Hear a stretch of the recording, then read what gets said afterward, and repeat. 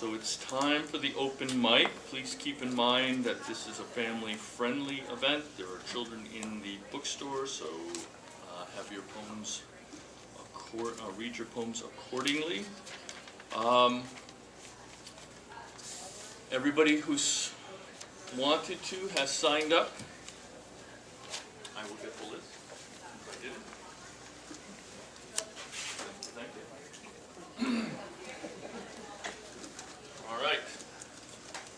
So we usually go 5 minutes.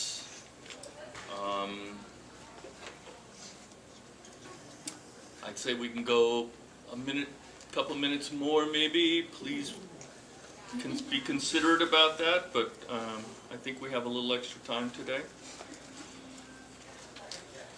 I will kick it off, and since we do have a little time, I'm going to read a couple.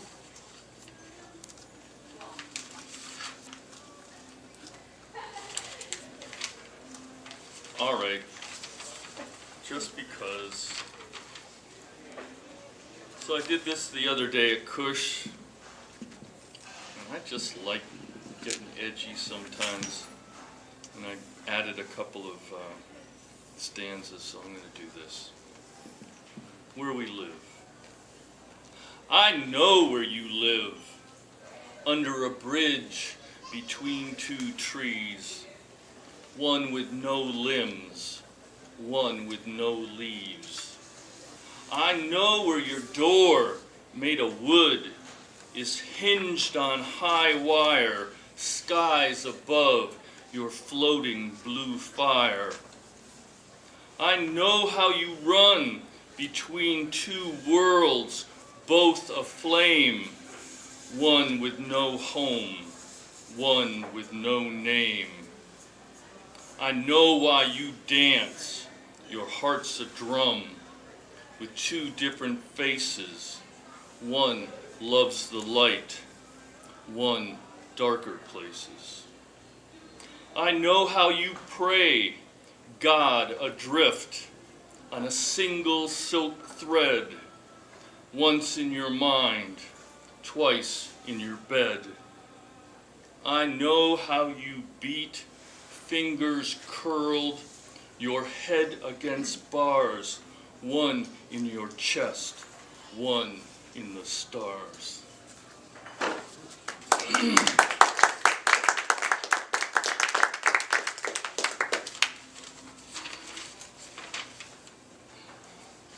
Harvest. My blueberries ripen through June. I pick them in July. Tall bushes I have tended push up new growth, flay out fresh branches. Boughs bend under fruit, so many seasons gone unprotected. Now I net them, keeping birds at bay. Familiar robins, thieves I know well, surprise. How fuller bowls our small reward of feathers, consolation. For who can net these years from the black bird on my shoulder? Tell me, who can net these years? And pressed. West of here are wetlands, geese, ducks, harrier hawks, tall green grasses.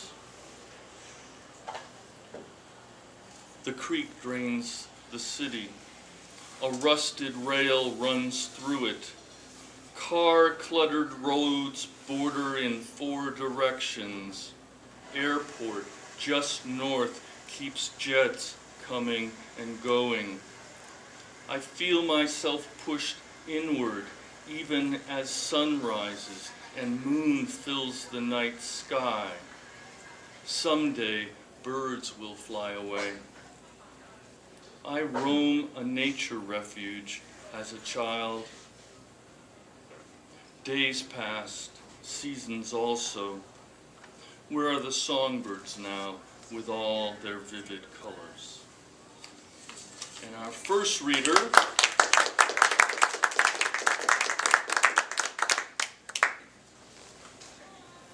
I'm not sure of the first name. Walker, please help me. Jules. Oh, I don't recognize it. Jules? All right, Jules. Jules, yay!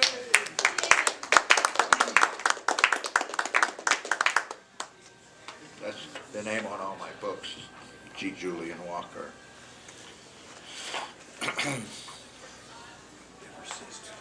Strange Secrets of the Purple Flower of Forgetfulness. I got up in a harbor fog, like a ship at sea. I hear a bleary horn, and in between chimes. My mind is hazy. My thoughts are blue. I'll always be kind of lost in a fog without you. Help me find my way. I worry in the foggy, foggy dew. I'm going crazy. I've lost my compass.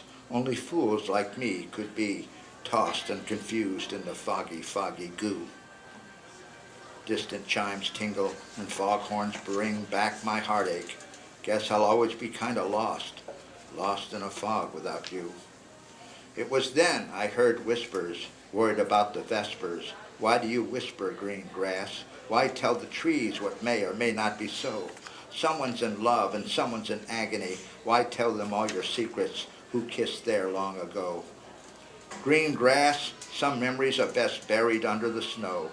Whispering grass, don't tell the trees, 'cause the trees don't need to know. The breeze comes in from the ocean. The sun is covered by mauve clouds. Haunted now by ghosts, they say. I'm praying the breeze blows the fog away.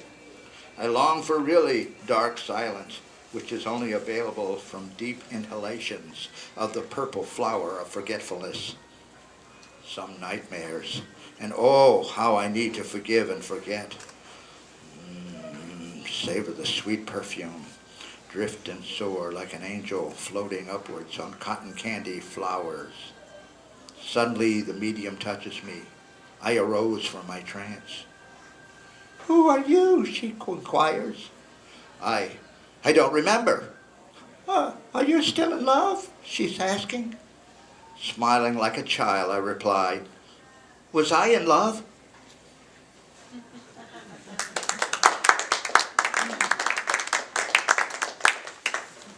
The Krishna Parade, a camera-ready poem.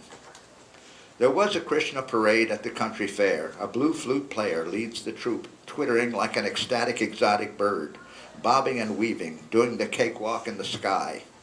A bald-headed man weaves gently right behind me. A kind of paradise on one shoulder. A bird of paradise on one shoulder. A baboon man smiles with dancing eyes. He winks at gals while peeling bananas. Every now and then a bare-breasted gal and a painted-breasted gal shake their love melons. They smile broadly. We pass from hot sunshine into cool micro-showers from the misting box as the parade passes on and over the wet wooden pallets. My head begins to smoke and I am disconcerted. Here I am going to paradise and my soggy camera just won't work. Okay, I think I have time enough for one more. Go for it. A hoedown in the heavens. A shooting star is a spectacular event, revealing a glimpse of God's eternal glory. As soon as we experience its ecstasy, it disappears. It is then that we realize what emptiness we have without the Lord, and this world is a sea of forgetfulness. Then while we are dozing, a mercurial flash pops out of the campfire. Voices of angels are heard to whisper from the shadows, and half-lit faces appear from the twilight zone. Messages of prophecy mumble from the sort of on the border, all the way to the great beyond. All right.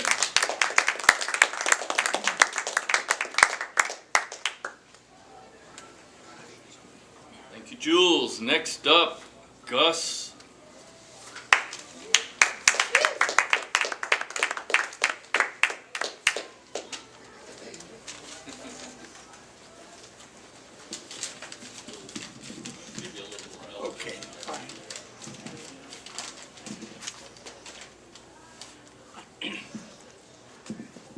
I have two of them. This is coming through right. And the first was written 2 or 3 years ago when I was much younger. And I call it Decision Time. When I become old, as I know I surely may, what might I see and hear and feel to fill each aged day? Will there be mist upon my face, a snowflake falling to my tongue?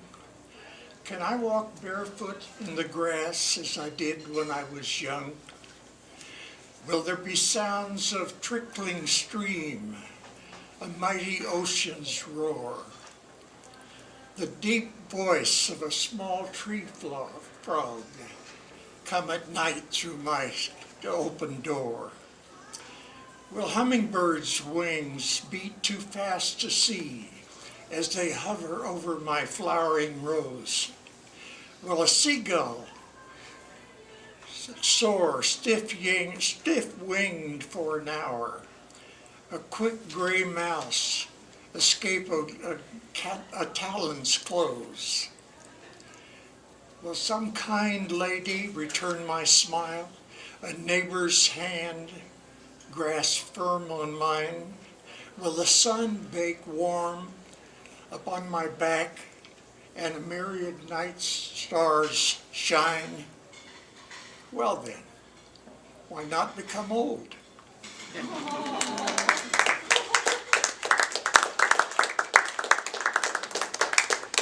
And the second one is entitled Poet's Retreat. For those of you who might have sometime experienced a dry pen and nothing generated up here. At any rate, Poet in Retreat. Sometimes things just go back from bad to worse as I venture thoughts to written verse. The words so lovely in my mind don't translate well in scribbled line. The pictures I paint with careful words drop into chaos like fallen birds. Muddled syntax, meaning smeared by clashing symbols as I feared. I sought for meter and rhythmic beat, but displayed the grace of clumsy feet. I know my meaning should be clear, should bring emotion, action, tears, but the tears are mine as I mutter here.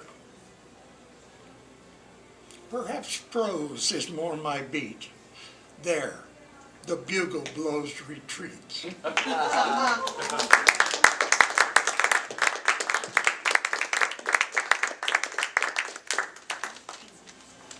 All right, next up, Amy.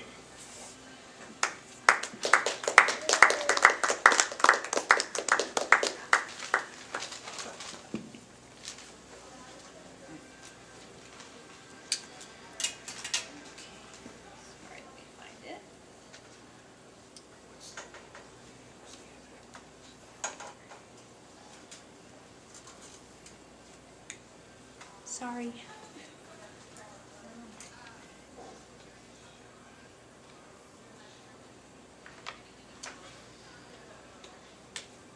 While I'm scrolling, how's everyone doing?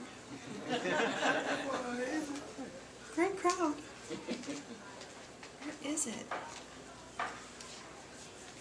So, I just reminded myself there are a couple of words where I'm going to say bleeping, because this is, so you guys can figure out what it is, because this is family friendly.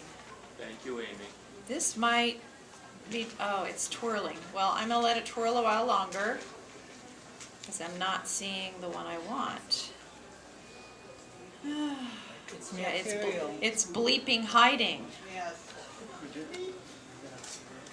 This is me trying to save paper for Mother Earth, and I can't find anything. La la la, I'm singing. And oh, there we are. Okay. No, that's not what I wanted.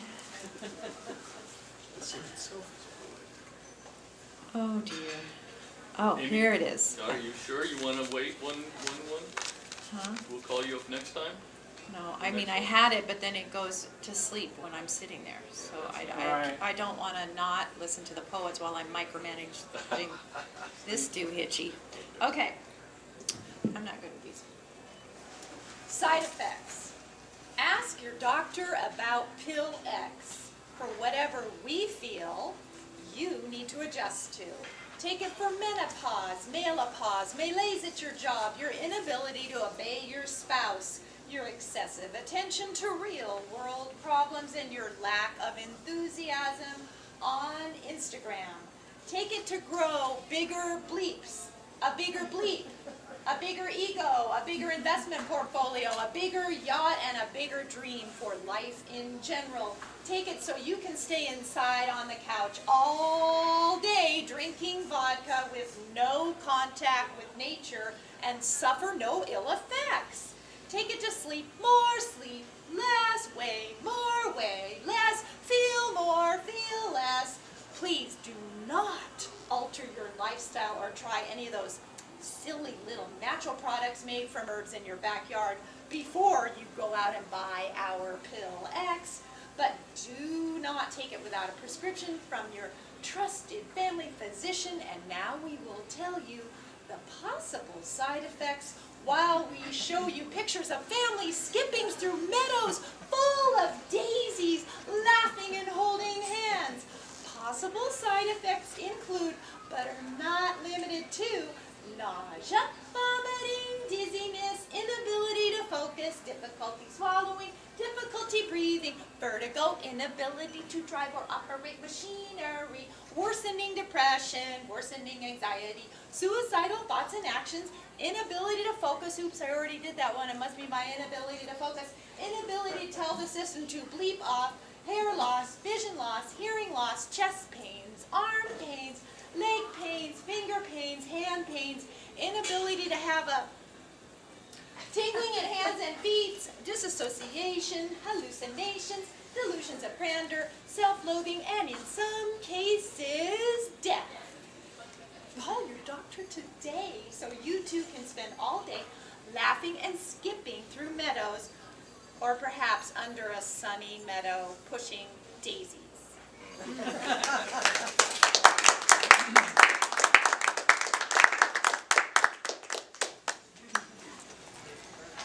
Thank you, Amy. And next up, Joshua.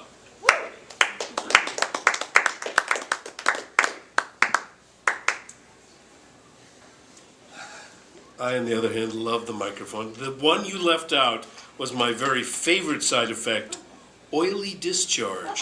That has always worried me a lot. Unspecified where the... And yeah, where is it being discharged from? So we've spoken of the white blood cells of the sky, turkey vultures, and this is an environmental. We're thinking a lot about the earth, and I've thought a lot about the earth and our role on it. And I think I've discovered why humanity is here. Humanity is here because the earth is a living organism. It's called Gaia. It breathes. It has an environment around it. It has its own consciousness. And if this is true, then we are the white blood cells that the earth has created to rid itself of this plague of trees that's been bothering it for so long. And our work is almost done. And you know what happens to the white blood cells next? Oily discharge. Okay, I'll read something a little seriouser. I saw Joy, I can't remember her name, she's a Native American poet. Oh, she is, what's her last name again? Harjo. Oh, Joy Harjo. We have a Joy with us today, but Joy Harjo just inspired me. And she talked about rabbit as the fool. Everyone has a fool in their culture. It's either Loki, or it's the fool, or it's rabbit, or it's coyote. And I realized that fool plays a very important part of us. It brings us the wisdom of absurdity. So, but then on the other hand, there's the end of things. And I wrote about Fool's Last Visit. And at the end, Will fool come to your bedside and make you laugh? Will he bring a purring cat to lay on your chest, a dog to lick your feet and tilt his head in puzzlement? Will you share a bowl of ice cream with fool as he magically changes it to your favorite flavor? At the end, as fool rides to your bedside on a beam of sunlight, will you be brave enough to give him back all the laughter he loaned you as a down payment on eternity? Yes. Yes, you will. And, payments met and debts erased, you will mount the sunbeam beside the smiling fool, and together you will ride to the moon. Thank you.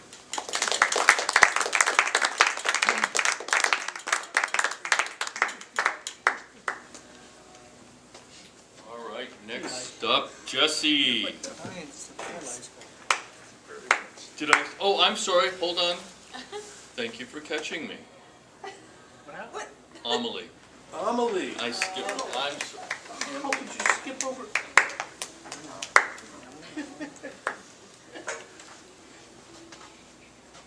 A is in apple. Thank you. Woo! Okay. If it can be said wrong, I will Just so say it close. wrong. Uh, I will forget. Joy McDowell left. Phooey. I was going to read her a poem I wrote about her favorite bird. Turkey vulture. Oh, I'll read it anyway. She'll I've see got it on two. the video. It's called The Dance. The two birds were performing an aerial pas de deux, flying in and out of the tall trees, disappearing and reappearing around and over and through. Turkey vultures are not graceful flyers or beautifully feathered, but the movements of these birds was like the choreography between two ballet dancers, moving together as one. The currents carried them aloft as they teetered on the wide wings, unlike eagles that glide elegantly. For all of their ungainliness, the vultures entwined their paths with each other and amongst the trees with skill. I imagined their dance was more than aimless flying. To me, it looked like joy. Not Joy McDowell. Okay. This is a little different. It's called Use the Right Word. A man standing along the side of the road held a sign that said, "Abortion, American genocide." He has a right to express his opinion, of course. However, it wasn't only the sign's message that vexed me, because I don't believe that anyone can make that kind of choice for someone else, especially everyone else, but he also used the wrong word. Genocide means to eradicate, or try to, an entire group based solely on their racial or ethnic background. One woman having an abortion is the result of a private, difficult, and heartrending decision. One woman's abortion isn't mass murder, and to suggest that she does it without thinking about the loss is an insult all by itself. But then to further imply that her solitary act is murder on a large scale is disturbing on a whole different level. Today I killed a bunch of ants in my kitchen. Is that genocide? Or is it my right to protect my home from an infestation? We all kill some things at some times, if only unwittingly. If I could wipe out all ants, that might be a kind of genocide. I don't like to kill insects or even spiders. I always say I'm sorry. And I'm sure that a woman is sorry to have to end the potential life in her womb, not society's uterus, and definitely not an act of genocide.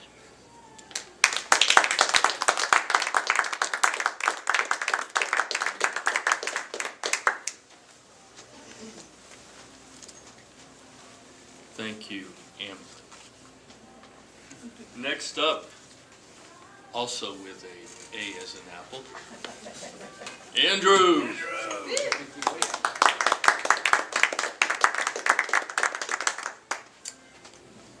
Today I just have for you a haiku that's not really a haiku, but it's just that short because it's 9 words. Neglected dogs carry lack in their nervous systems.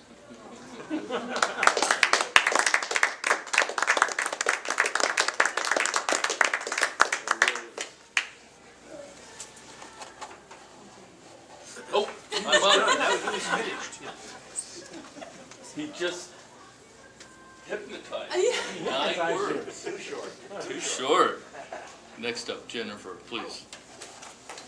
And our last, unless, oh, Stephen's up after that. We're ready to go. Did you want to? All right. Oh, jeez. I have 3, but if that's too long, let me know. All right, the first one is called The Most Important Garment. I did not imagine shopping for prom would be like this with my daughter. Not when she was 4 and Disney fascinated with a big box full of princess dresses and a shelf full of Barbie movies. But here we are in the men's section, looking at a bright blue shirt, striking paisley tie, and black suit vest. I help her find her neck size for the shirt. She still needs me for some things, I think. I have useful knowledge. We move to the women's dressing room, and she puts it all on to see how she looks. It is clear when she comes out to model the outfit for me that she is pleased. She has already decided it looks good on her. She asks me anyway, "How does it look?" "I like it," I say, and I do. With her chest binder on and cropped hair, she does look sharp. The clothes fit. They fit her. I feel like crying. "I'll need pants and shoes too," she tells me. She does not mean heels, men's dress shoes. I smile at a woman in line for the dressing room. She suggests a store where we might find the right pants. She is kind, and I am grateful. The cashier checks us out and says cheerily, "Looks like someone's going to prom." There is no judgment, although I search for any hint of it, ready for a fight for any slight. She is my daughter, and I am fierce. Today has been good, but I fear every moment that an ugly world will crash on her suddenly and I won't be able to stop it. Today the world is beautiful because she is safe. I'm here now. I have loved her since before she was born. Today I went shopping with my girl. I bought her the clothes she chose, but I wrapped her first in the most important garment, love.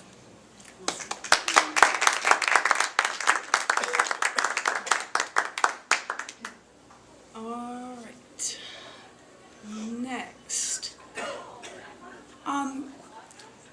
This one is called Fostering a Better World, and in terms of theme, I think it fits this last poem because the idea is there are people who are looking out for you even when you don't know it.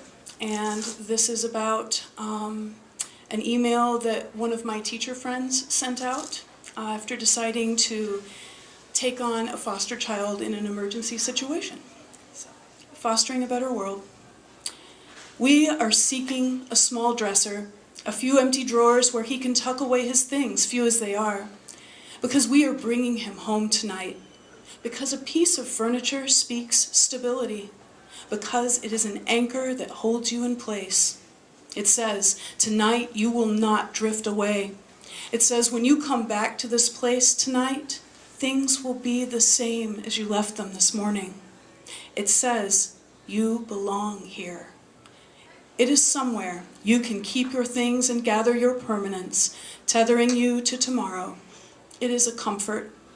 We are seeking a dresser and more for this boy, for this world. We are bringing this boy home.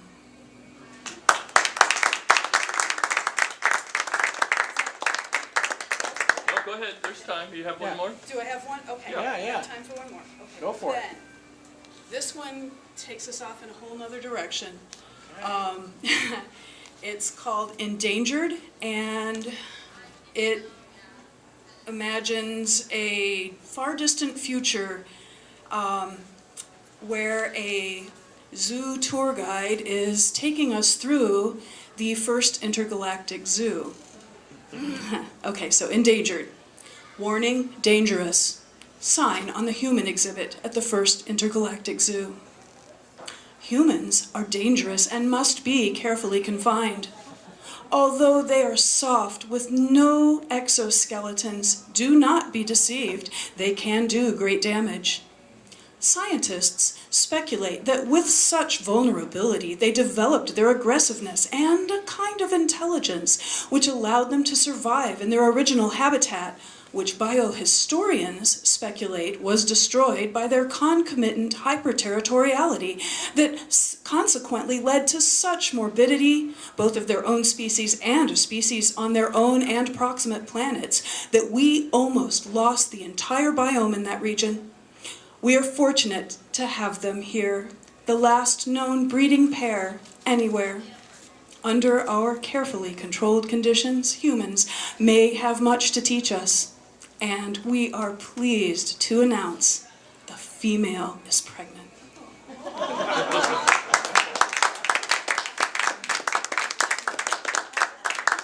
Thank you, Jennifer, and my apologies to Jesse. You're up next.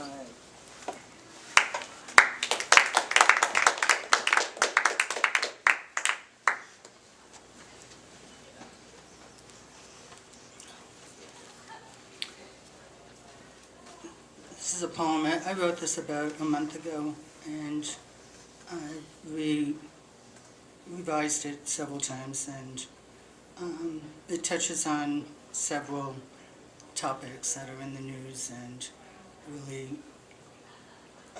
touch us. It's called Resilience versus Intelligence. Mid-20th century modern child development, revolutionarily espoused by Dr. Spock in the midst of unexpected, unprecedented post-war prosperity.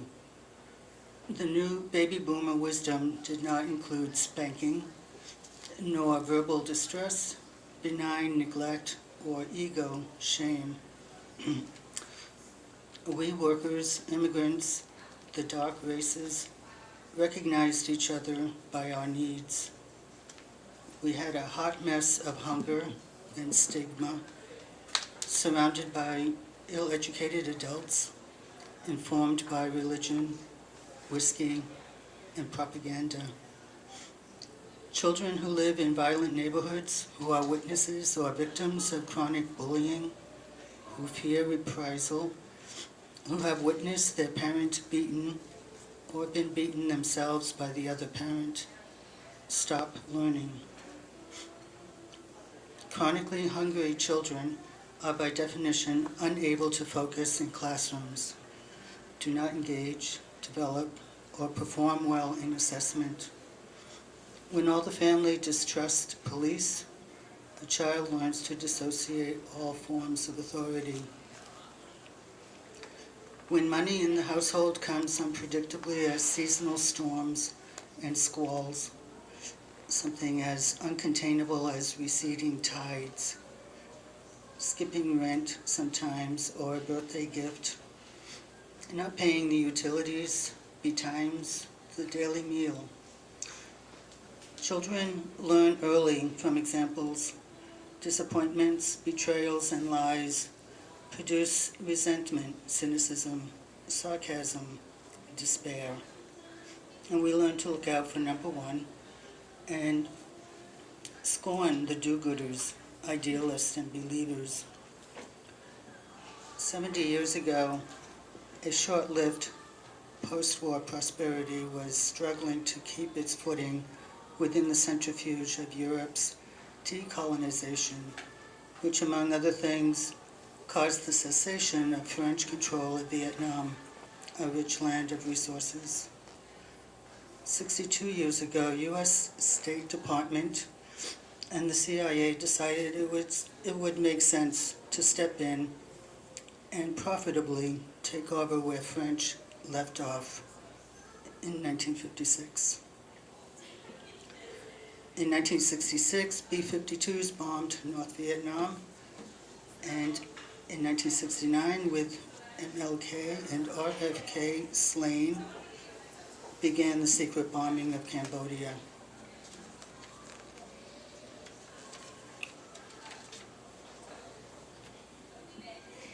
In a long world war without a Roman numeral attached to the end, fragile peace floats over military zones of energy mining, energy production, energy consumption. Post-Soviet nuclear détente connects imaginary boundaries within overheated, overpopulated continents from Pyongyang to Tehran, New York to South Africa, Israel to India, Paris to Moscow to Beijing. In a historical time,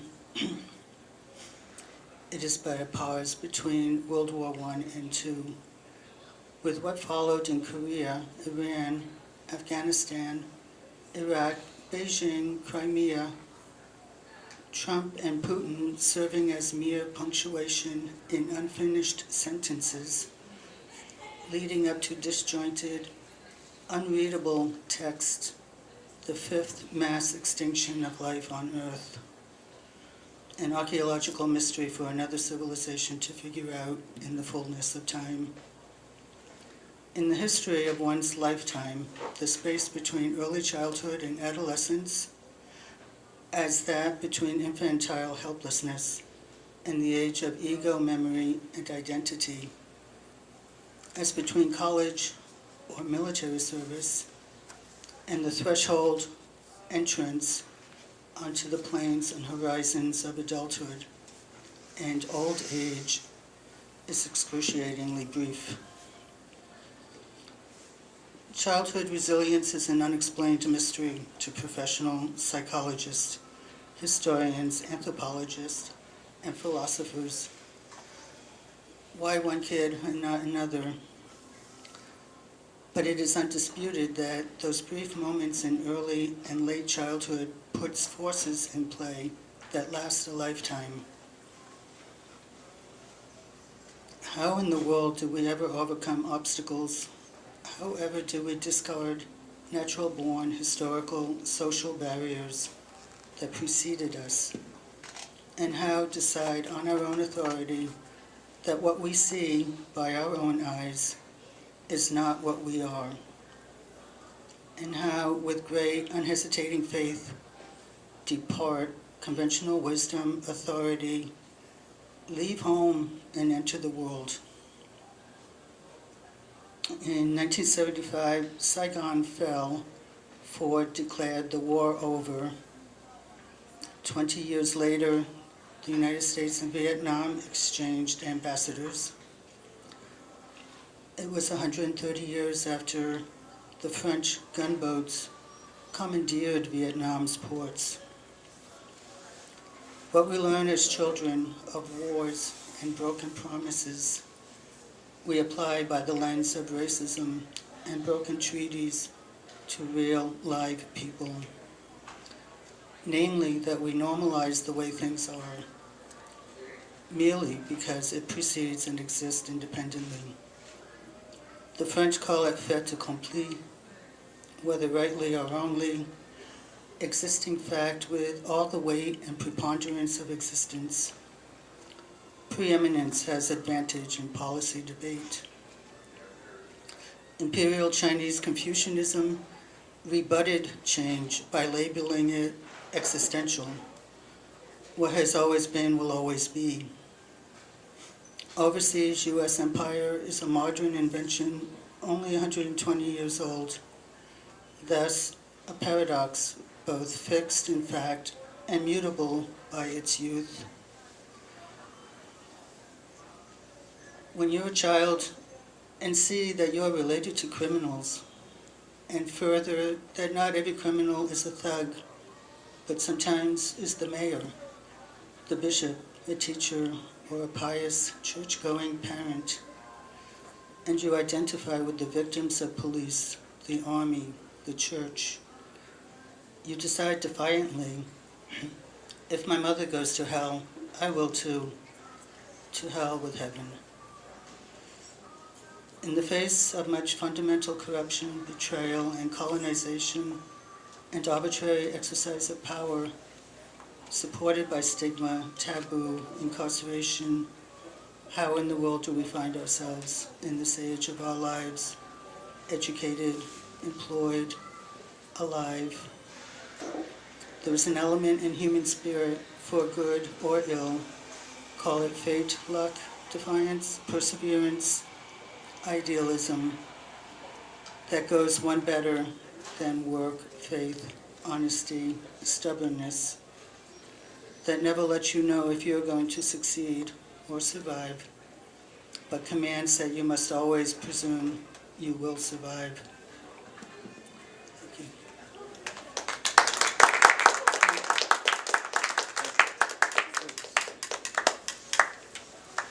So Stephen's going to close us down, and I just want to thank you all for coming. Hope to see you next month.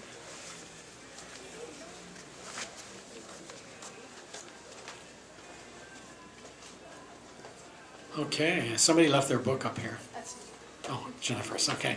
So I'm going to read a couple of poems to close us out, being as we have the time. And does anybody remember growing up? Well, when I was growing up, there was this wonderful science fiction television show called The Twilight Zone. Well, that poem that Jennifer read about the intergalactic zoo reminds me of an episode of Twilight Zone that I remember. I've been in Eugene for, I think, about 11 years now. I grew up in Los Angeles, spent my whole life there until my wife and I retired up here, like I said, about 11 years ago. And in Los Angeles, there's only 2 seasons, warm and hot. So we got to move up here and have at least 4 seasons, even though they're not really severe. We have a full 4 seasons here in Eugene, which I love. Over the years of being here, I've discovered that for some reason, I'm able to almost sense every year the absolute first day of spring. The first thing that happens that makes me go, okay, spring is coming, or spring is here. I just saw the signs. So this is a poem about that I wrote this year. Awaiting cherry blossoms. Surely springtime is here, for I already see wasps and swallows. New blooming buds resembling clones, alighting on maple treetops. Jet black scouter ants have appeared in my bathroom sink. Today I peeled off my long-sleeved blue button-down shirt. My springtime poem. And now I'm going to take us back to the theme of this reading today, the political theme. This is something I've written recently after the observation of where we've been since those poems I wrote about the election. And this is called Make America Normal Again. After living more than a year in Trump land, I have one thing to say. Make America normal again. I'm tired of living in all this deregulation, anti-immigration, hate crime promotion, anti-trade, anti-human rights, pro-war and hate crimes, white supremacy proliferation, and State Department subjugation. Make America normal again. I'm tired of reality show mentality and ignorance of American democracy. I'm tired of rule of law pummeling and obstruction of justice. I'm tired of cabinet staff deflation and fake news misrepresentation. Make America normal again. I'm tired of late night tweets and Fox News advisors pushing political propaganda on local news stations. I'm tired of innocent black men being murdered in the streets and high school student survivors being vilified by right-wing pundits. I'm tired of squirrely politicians turning their backs on everything. Make America normal again. I'm tired of business as usual and lining their own pockets, using taxpayer money for personal extravagance, using political power to gain personal wealth. Make America normal again. Bring us back to sanity. Let the world again believe that we support humanity and what is for the good of us all. Regulating pollution, fighting global warming. Let's build a stronger human rights coalition. And maybe Mexico will help us pay for it. Make America normal again before it's too late for us all. Thank you. So I want to thank you all again for coming. I really hope you enjoyed our event. As a reminder, we are here the second Sunday of each month. We look forward to seeing you again next month when our featured readers will be renowned Portland poets Leanne Grable and Casey Bush. The videos of your readings today will be posted on our YouTube channel, so be sure to go to our website for Burning Down the Barnes and hit the video link, and you can see yourself, you can see all our past videos of all our readings, and it's all on the flyer, so make sure you grab one. Thanks again for coming.